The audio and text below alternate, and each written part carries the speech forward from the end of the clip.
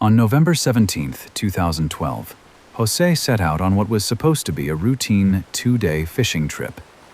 With him was a young assistant, Ezequiel Córdoba, just 22 years old, who had almost no experience at sea.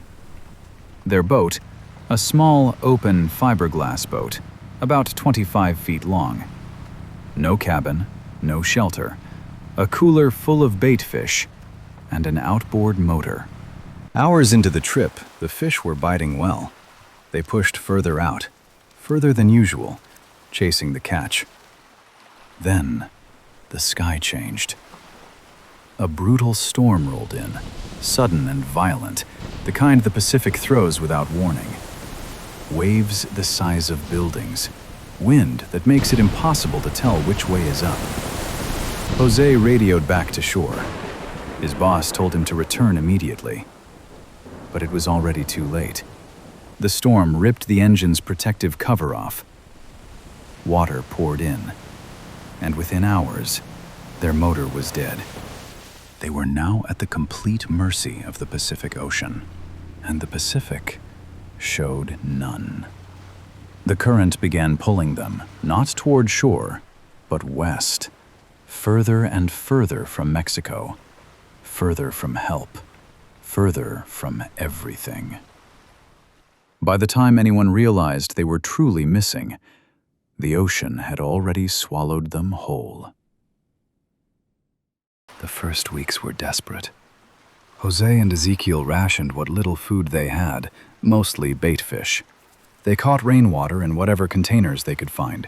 They took turns sleeping so one person was always watching. But the ocean doesn't respect effort. Weeks turned into a month.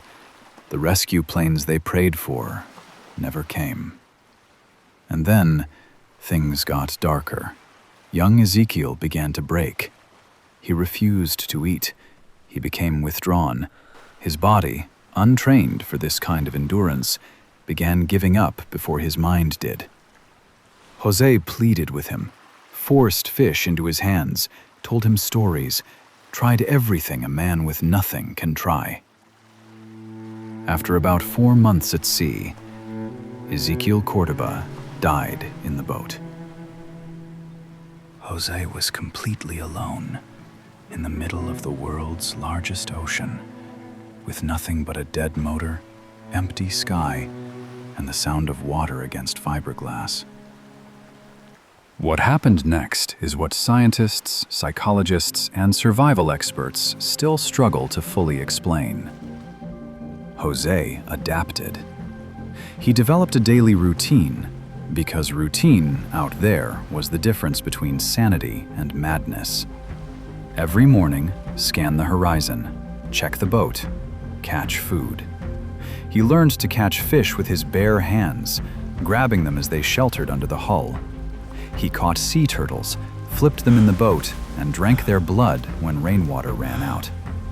He ate raw seabirds, catching them as they landed on his vessel, too curious or too tired to flee. He talked to himself.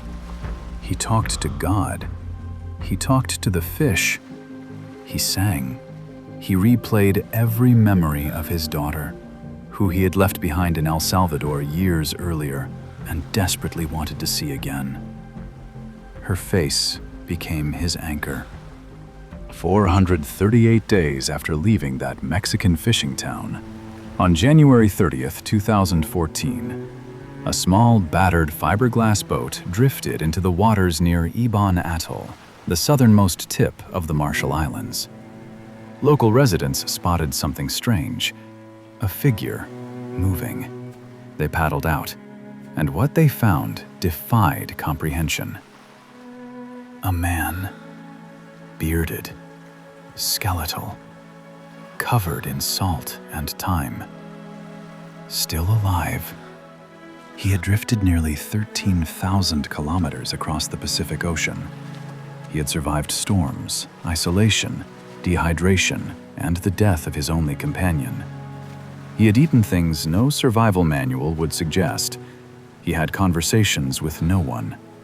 He had held on for reasons only the human spirit can manufacture. When rescuers reached him, the first thing José asked for was food. The second thing he asked was whether he could call his mother.